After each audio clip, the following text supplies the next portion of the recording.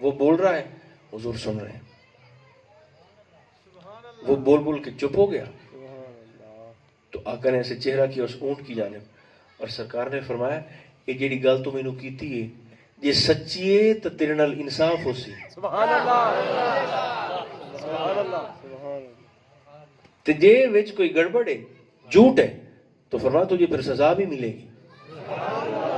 یہ سرکار کس سے کہہ رہے ہیں؟ اونٹ سے. ابھی حضور اونٹ سے یہ گفتگو کر رہے ہیں کہ 3 لوگ نا تمیم فرماتے ہیں بھاگتے بھاگتے سرکار کی بارگاہ میں حاضر ہوئے، حضور کو سلام کیا اور اونٹ کی طرف دیکھ کر کہنے لگے حضور یہ تو ہمارا اونٹ ہے، گھر سے بھاگا ہوا ہے، اس کو تلاش کرتے کرتے ہم یہاں تک پہنچ گئے. سرکار نے فرمایا تم اس کے مالک ہو؟ انہوں نے کہا جی. تو فرمایا تہاڈی شکایت پہ لیندا ہے. حضور کیسی شکایت؟ سرکار نے فرمایا یہ اونٹ مجھے کہہ رہا ہے حضور میں نے اپنے مالکوں کی خدمت کی ہے، گرمی میں بھی سردی میں بھی. سبحان اللہ میں نے بوجھ کو نہیں دیکھا، میں نے بھوک اور پیاس کو نہیں دیکھا، میں خدمت کرتا رہا ہوں اپنے مالکوں کی. اور میرے کئی بچے ابھی بھی میرے مالکوں کے گھر میں ان کی خدمت کر رہے ہیں. اب حضور میں بوڑھا ہو گیا ہوں، بوجھ نہیں اٹھا سکتا. تو کل یہ آپس میں مشورہ کر رہے تھے کہ ہم اس بوڑھے اونٹ کو ذبح نہ کر دیں. سرکار نے ان تینوں کی طرف دیکھا تو حضور نے فرمایا بتاؤ اس نے تمہاری خدمت کی ہے؟ حضور کی ہے. تو فرمایا پھر خدمت کا صلہ چھری ہوتا ہے؟ پھر محبت کا نتیجہ چھری ہوتا ہے کہ تم جانی لے لو اس کی. حضور حکم فرمائے ہم ذبح نہیں کرتے. سرکار نے فرمایا نہیں اب تم پر مجھے اعتماد نہیں ہے. آقا پھر سرکار نے فرمایا اے اٹھ مینوں بیچو. سبحان اللہ جو بول رہے ہیں میری طرف سے سبحان اللہ کہہ کر 90 نیکیاں آپ کے اکاؤنٹ میں ٹرانسفر ہو گئے. یہ اونٹ مجھے بیچو. 100 دینار کا حضور نے اونٹ خریدا. کتنے کا؟ اور سرکار نے اس اونٹ سے کہا میں نے تجھے خرید لیا ہے. سبحان اللہ سبحان اللہ. سرکار نے فرمایا میں نے تجھے خرید لیا، اب تو میرا ہے. میں نے تجھے خرید لیا اور اب تو. اونٹ نے کہا حضور اب سے آپ میرے مالک ہو گئے. سرکار نے فرمایا ہاں اب سے میں تیرا مالک ہوں. حضور حکم فرمائیے.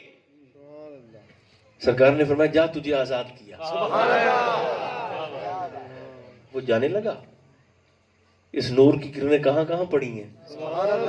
وہ جانے لگا نا تو اونٹ پھر سے بڑبڑایا. حضور نے فرمایا آمین. سبحان اللہ دوسری بار پھر سے بڑبڑایا. سرکار نے فرمایا آمین. تیسری بار پھر سے بڑبڑایا. مصطفیٰ رو بھی پڑے اور فرمایا آمین.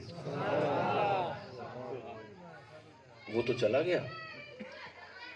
صحابہ نے عرض کیا حضور اس نے کیا کہا کہ جس کے جواب میں آپ نے 2 مرتبہ آمین کہا، تیسری بار آپ رو پڑے اور آمین فرمایا، اس نے کیا کہا؟ سرکار نے فرمایا یہ جاتے جاتے پہلی بات یہ کہہ گیا تھا حضور آپ نے چونکہ میری جان بچا لی ہے تو اللہ آپ کو میری طرف سے اور آپ کے دین اسلام جو کہ سلامتی والا دین ہے، آپ کے دین اسلام کی طرف سے آپ کو اس کا صلہ عطا کر دے. سبحان اللہ یعنی اونٹ نے حضور کو جزاک اللہ کہا. ایک تو میں نے کہہ دیا آمین.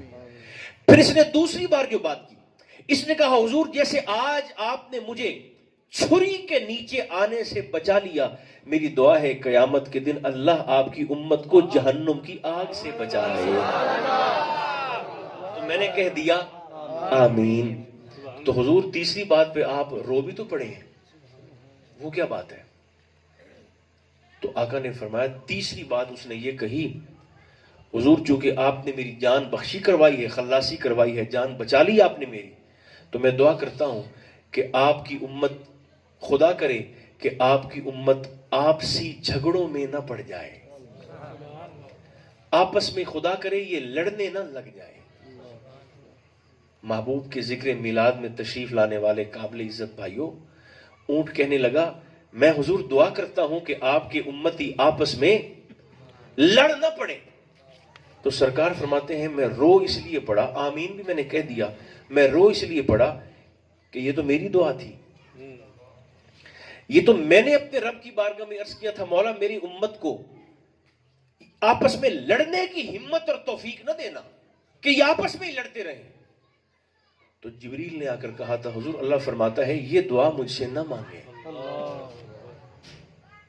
یہ دعا مجھ سے نہ مانگے۔ مولا کیوں؟ فرمایا میری حکمت کا تقاضا ہے، سبحان اللہ، میری مشیت کا تقاضا ہے، میں نے لوگوں کو آزمانا بھی تو ہے، سبحان اللہ، دارالامتحان میں بھیج کر میں نے بندوں کا امتحان بھی تو لینا ہے۔ تو میرے محبوب آپ یہ دعا مجھ سے نہ مانگے۔ تو سرکار نے فرمایا میں پھر رو اس لیے پڑا، دیکھیں نا ایک والد کے 2-3 بیٹے ہوں آپس میں لڑتے ہی رہیں تو باپ کو سکون کیسے ہوگا؟ نہیں ہو سکتا۔ بالکل اسی طرح اگر امتی آپس میں لڑتے رہیں، جھگڑتے رہیں، گریبان پھاڑ دیں، بے عزت کرتے رہیں، رسوا کرتے رہیں، دوسرے کو پریشان کرتے رہیں، تان و تشنی کے تیر برساتے رہیں، تو حضور کی آنکھیں ٹھنڈی تو نہیں ہو سکتی۔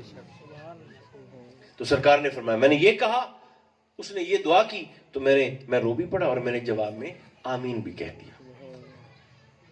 میرے خیال بس کریے ٹھیک ہے نہیں؟ سبحان اللہ کا مطلب ہاں ہے یا نہ ہے؟ چلیں ایک 1.5 منٹ کی اور حدیث پاک، 11:15 سے پہلے، 11:10 ہو گئے، 11:15 سے پہلے، بلکہ 11:14 سے بھی پہلے میں کوشش کرتا ہوں بات کو سمیٹنے کی۔ ہے کوئی 2-2.5 منٹ توڑے کو؟ سبحان اللہ، شکریہ۔ اچھا ہوتا کیا ہے دیکھیں، ہر اندھیرے سے نکالنا تو حضور نے، چونکہ مستقل نور آپ کا ہے۔ آقا نے جب ہجرت کی، خوف بھی اندھیرا ہے نا، تو پھر خوف کے اندھیرے سے نکلنا کیسے؟ سرکار نے جب ہجرت کی نا مدینہ منورہ، صداقت کے شہنشاہ کو ساتھ لے کر، زور سے فرمائیے سبحان اللہ، تو ابو جہل نے اعلان کر دیا، اس نے کہا کہ 2 بندے مکہ سے چلے گئے ہیں، محمد ابن عبداللہ اور سیدنا صدیق اکبر ابن ابی قحافہ، یہ دونوں بندے مدینہ جا رہے ہیں، جو بندہ ان کو پکڑ کے لائے گا۔ اچھا آپ کی توجہ ہے، یہ ٹوٹ گئی ہے ساروں، جو شخص ان دونوں کو پکڑ کے خدا پناہ گرفتار کر کے لائے گا، میں اسے سرخ چشمی 2 کوہانوں والے عرب کے سرخ اونٹ 100 کی تعداد میں بطور انعام دوں گا۔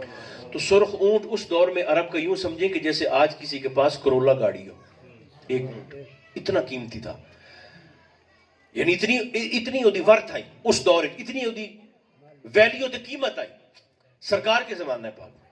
ایک سرخ اونٹ نہیں، اس نے کہا میں 100 اونٹ دوں گا جو ان دونوں کو پکڑ کے لائے۔ تو سرکار کے ایک صحابی بعد میں بنے، ان کا نام تھا جناب بریدہ اسلمی رضی اللہ عنہ۔ یہ سرکار کے صحابی، ابھی کلمہ نہیں پڑھا، تو کہتے ہیں کہ میں نے حضور کو صدیق پاک کو دیکھا ہوا بھی نہیں تھا۔